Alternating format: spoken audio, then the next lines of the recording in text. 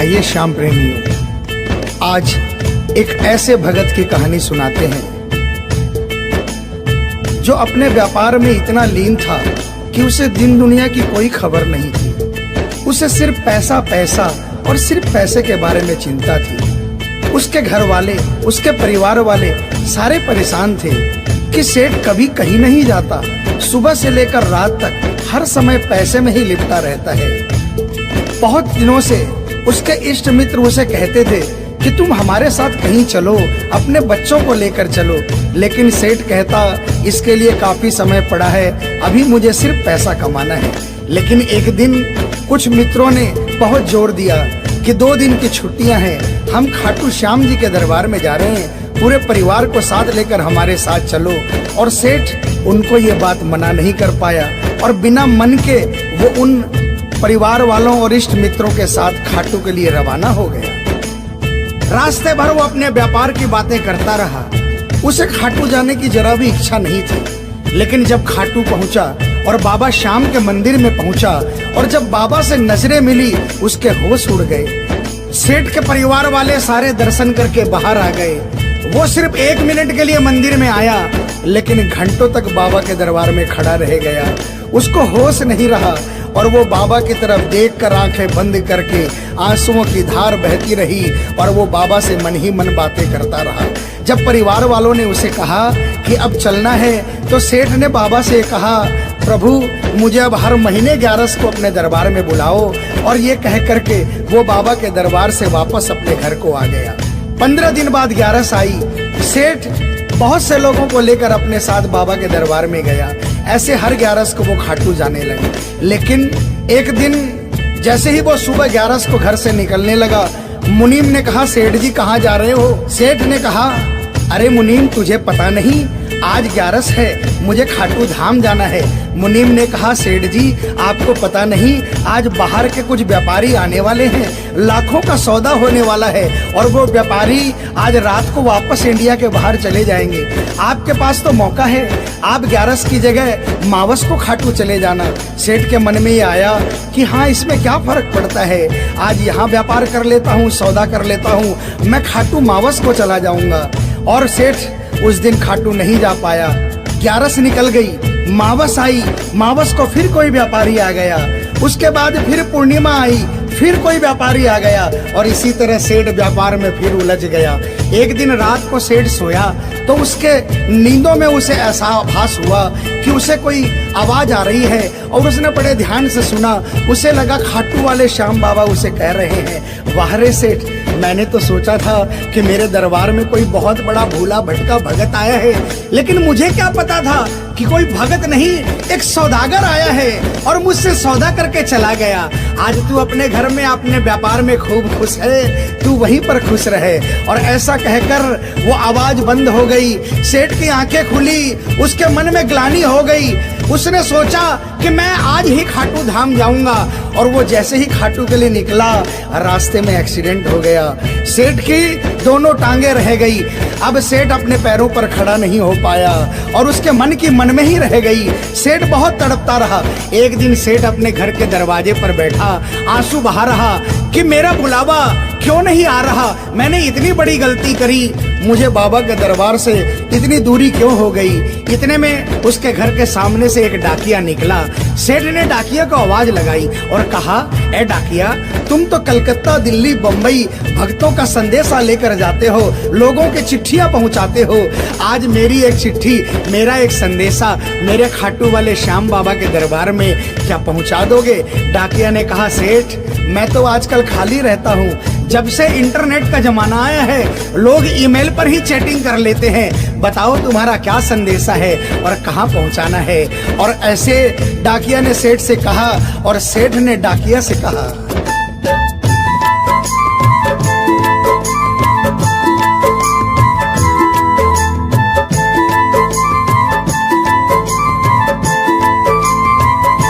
डाकिया जा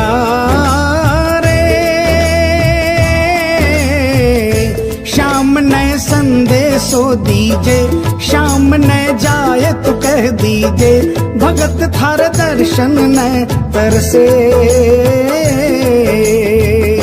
डाकिया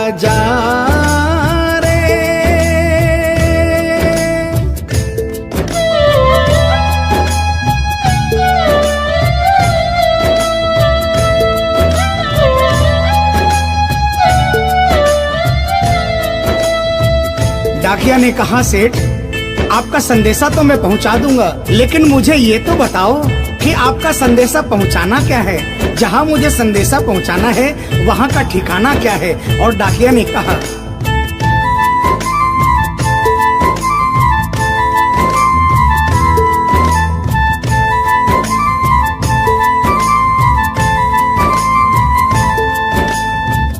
कौन से गांव थारो शाम बस्यो है, इतनो माने बता दे सेवक रे।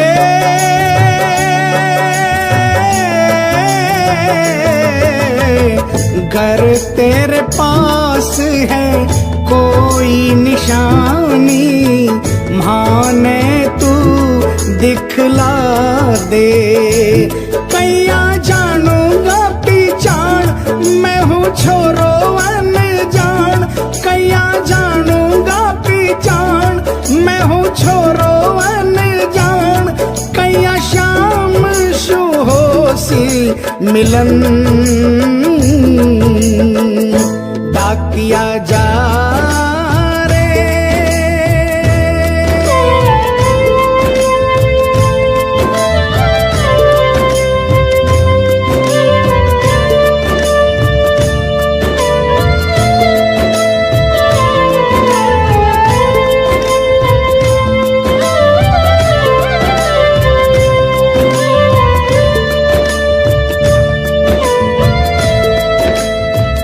सेठ ने कहा, डाकिया मैं तुझे जिस जगह का ठिकाना बता रहा हूँ वहाँ ऐसा दरबार है जहाँ जो एक बार जाता है वो वहीं का हो जाता है। उस दरबार की खासियत है जो वहाँ पर पहली बार जाता है उसके काम बन जाते हैं। सुन वहाँ का ठिकाना क्या है।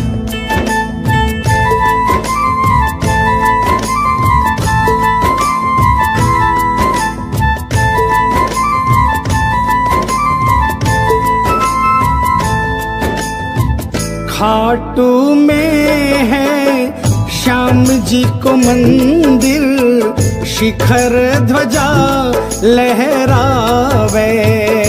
डाकिया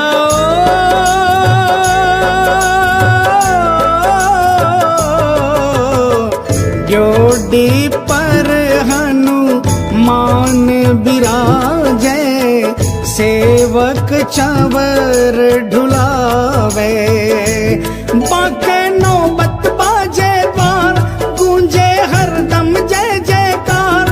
बाके नौबत बाजे द्वार, गूंजे हरदम जय जयकार। सज धज बैठो है श्याम सजन,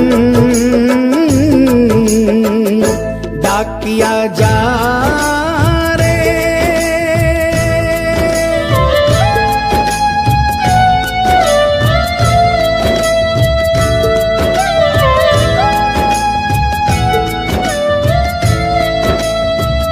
डाकिया सेठ जी के यहाँ से निकल जाता है और वो खाटू धाम के लिए प्रस्थान करता है।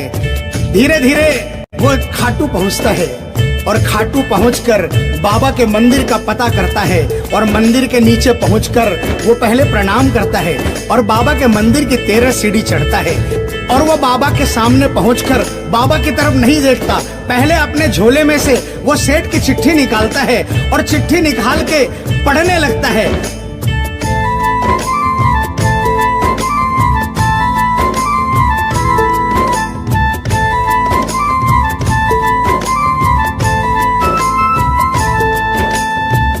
पहुँच गयो दरबार श्याम के, बोलन लाग्यो संदेशो।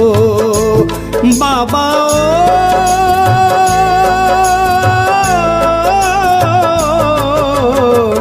बन बैठो कद श्याम दीवानो, कुछ ना रयो अंदेशो। आखड़ ल्यासू बरसी धार, जैया सावन की फुहार। आखड़ ल्यासू बरसी धार, जैया सावन की फुहार। देख सांवरिया बोलो ये वचन, डाकिया जा रे।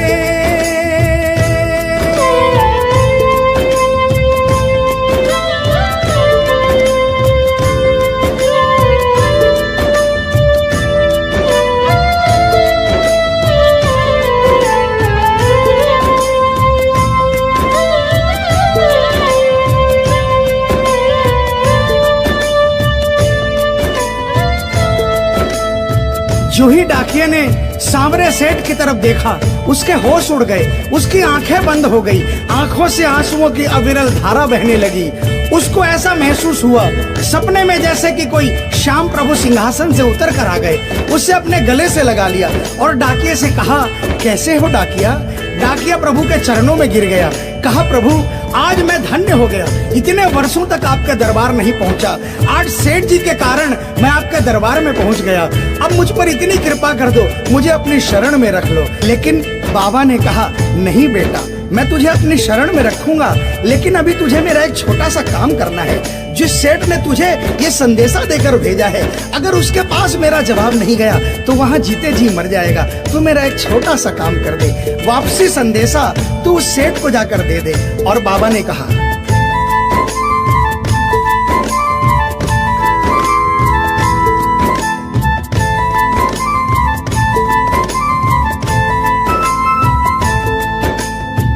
कह दीजिए तू जाए सेवक ने तेरो बुलावो आसी। सेवक रे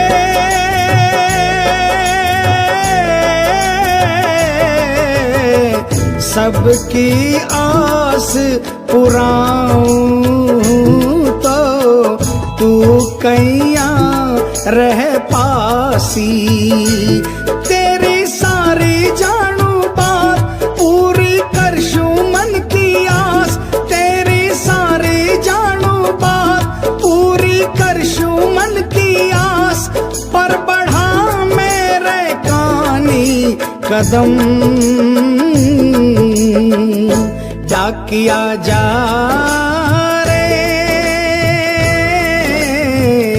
संदेशो सेवक ने दीजे, सेवकिया राह तेरी निरखे। संदेशो सेवक ने दीजे, सेवकिया राह तेरी निरखे। सेवक संदेश न तरसे डाकिया जा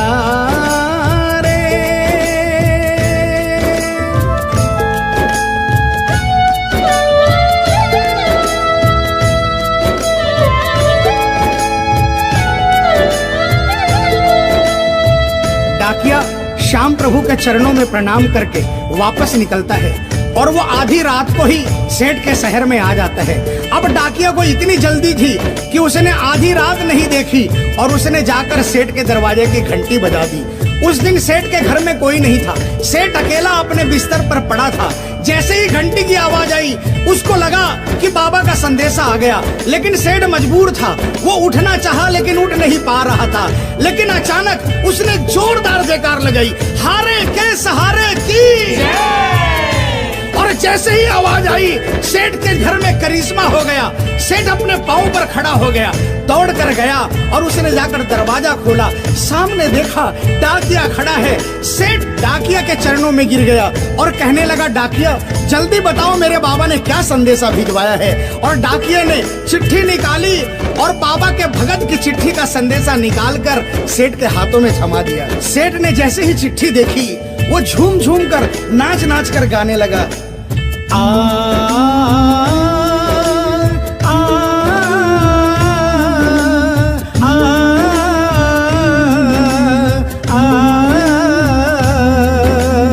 आ,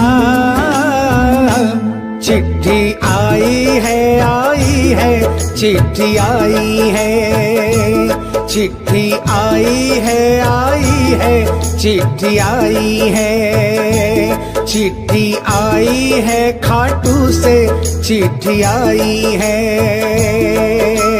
बड़े दिनों के बाद मेरे श्याम धनी को आज, अरे बड़े दिनों के बाद मेरे श्याम धनी को आज भगत की याद सताई है।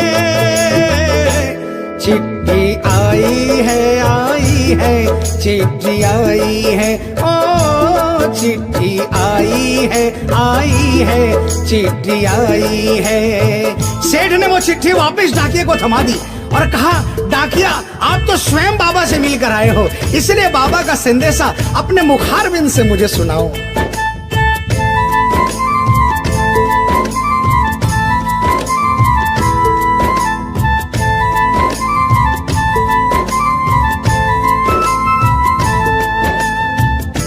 गुण संदेशो सांवरिये को मनड़ो घणो हरसायो।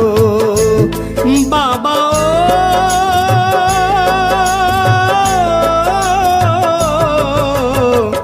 बंध गया पाँव में घूघरिया सा, मन को मोरियो गायो।